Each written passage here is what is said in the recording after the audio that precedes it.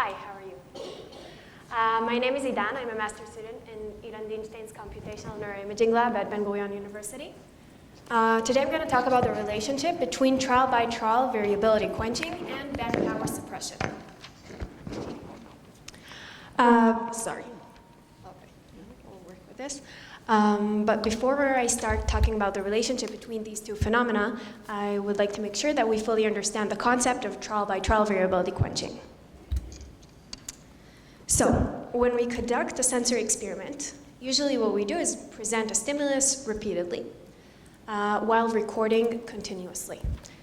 Then what we can do is cut the continuous signal into trials. And what we can see here is stimulus that we see, it's time locked to the stimulus onset.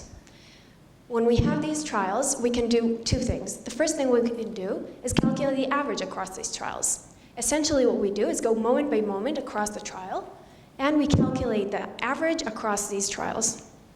I'll try with this, maybe it's better. No? Yes? Okay, sorry.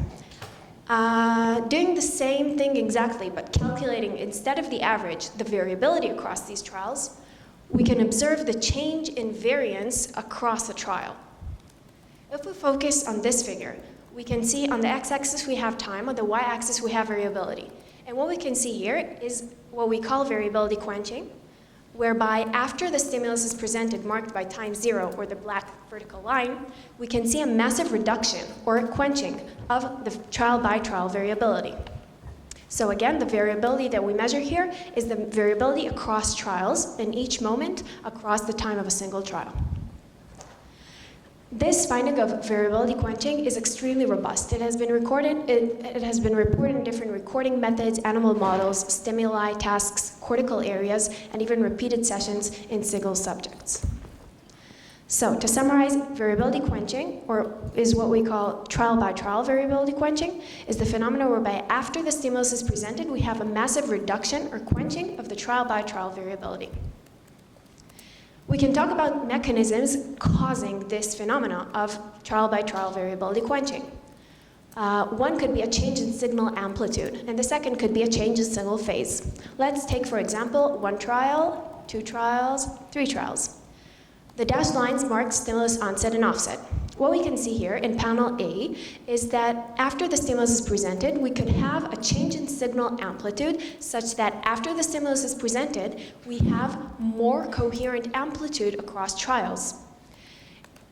In panel B, we can see a change in signal phase such that after the stimulus is presented, the phase is more coherent across trials. Each of these mechanisms could cause the robust trial-by-trial variability we can see, and they're not mutually exclusive, and they could happen together. Let's focus for the next few slides on changes in band power. This is a very robust finding. I guess most of you are familiar with that, mainly in neuroimaging that we're talking about today. We have a very robust phenomena of alpha band suppression after a stimulus presentation, which occurs around 200 milliseconds after the stimulus is presented. Doesn't matter what the stimulus is or what is the recording method. And this power suppression is mainly in alpha and beta frequency bands between 5 and 25 hertz. This alpha suppression or event-related desynchronization has a very wide range of behavioral implications, mainly regarding perception and attention. But we will not have time to talk into this wide subject of behavioral implications today. We'll focus on these two phenomena and the relationships between them. So what we have here is, on one hand, we have the trial-by-trial variability quenching, and we have the band power suppression. Both occur around 200 milliseconds after the stimulus is presented. Both are very robust across recording methods and animal models. And despite their similarity, these two phenomena have been reported and discussed independently in separate studies without clear elucidation of their potential relationship. And this is what we set to explore. In the current study, we utilized recordings from a MEG study of 23 healthy subjects, which were passively viewing a visual stimulus.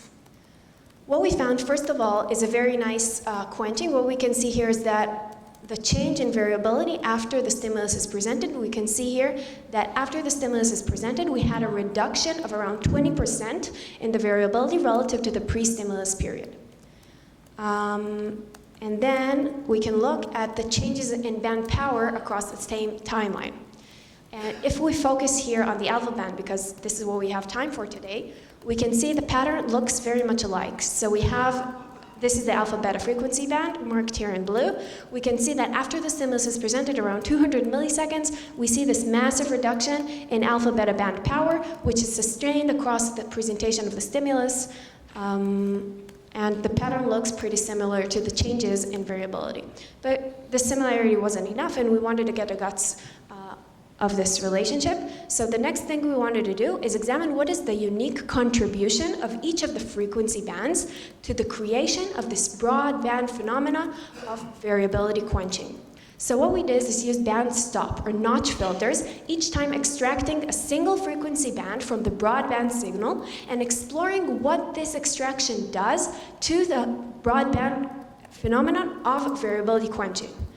And what we found out is that if we take out the delta or the gamma frequency band, it had little or no change on the broadband variability quenching.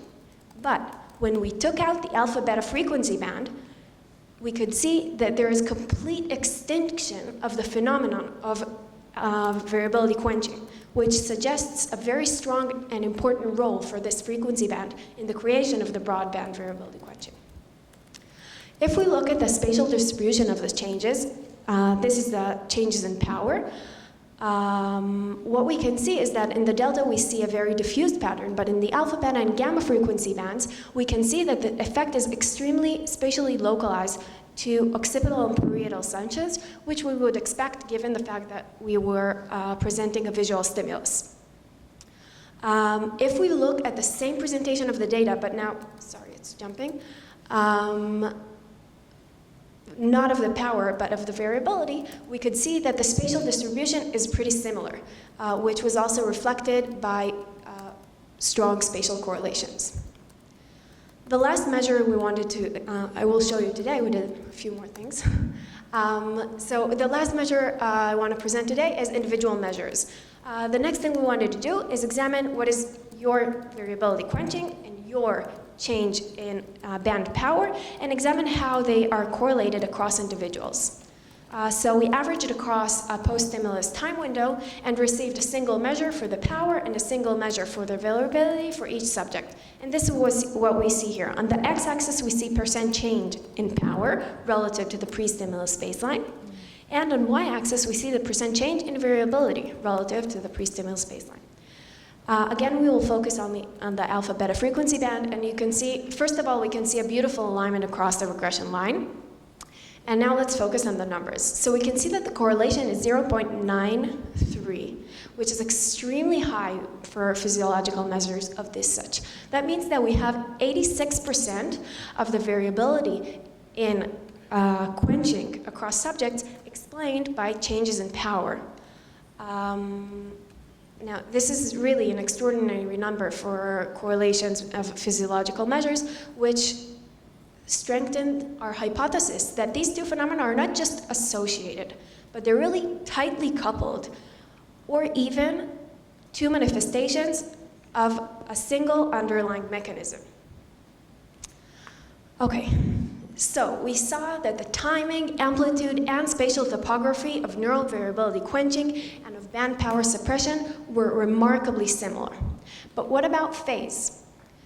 So remember we talked before, we had the change in signal amplitude, which we discussed now, and the second option would be change in signal phase, which we wanted to examine how important it is in the creation of trial-by-trial variability quenching. So we saw we used the measure of intertrial phase coherence, or ITPC, which measures, as you may guess, the coherence of the phase across trials. And what we saw is a completely different time pattern, and when we calculated the individual measure for each subject measuring the ITPC, we could see no correlation of this measure with change in variability in all of the frequency bands. So we could conclude that quenching depends on changes in power, but not in timing or phase.